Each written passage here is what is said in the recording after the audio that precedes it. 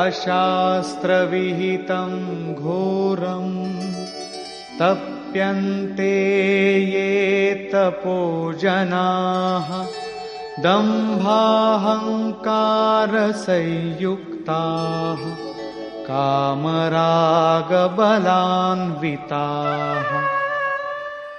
ఆ మనుష్యులు శాస్త్ర విధిచే రహితమైన ఘోర కల్పితమైన తపస్సు చేస్తారు.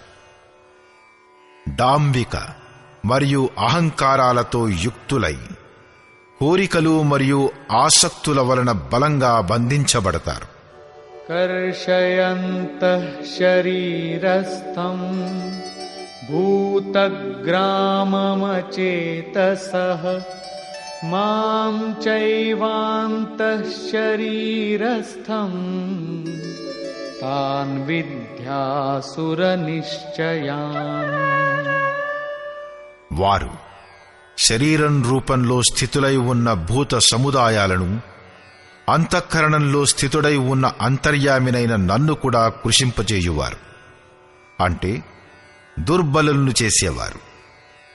ఆత్మ ప్రకృతి బొరియలలో పడి వికారాల వలన దుర్బలం మరియు యజ్ఞ సాధనల వలన బలయుక్తం అవుతుంది.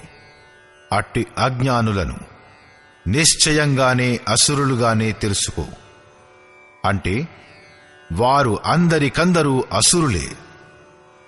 శాస్త్ర విధిని విడిచి భజన చేసే సాత్విక పురుషులు దేవతలను, రాజస పురుషులు యక్ష రాక్షసులను, తామస పురుషులు ప్రేతాలను పూజిస్తారు. కేవలం పూజించడమే కాదు, ఘోరమైన తపస్సు చేస్తారు.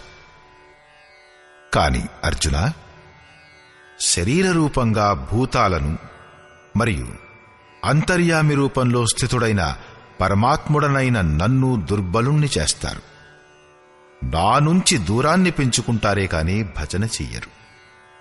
వారిని నువ్వు అసురులని తెలుసుకో, అంటే దేవతలను పూజించేవారు కూడా అసురులే. ఇంతకంటే అధికంగా ఎవరేమనగలరు? కాబట్టి ఎవరి అంశమాత్రంచే ఇవన్నీ ఉంటాయో ఆ మూలమైన పరమాత్ముణ్ణి భజించాలి. దీనిని పరమయోగేశ్వరుడైన శ్రీకృష్ణుడు మరీ మరీ నొక్కి చెప్పాడు.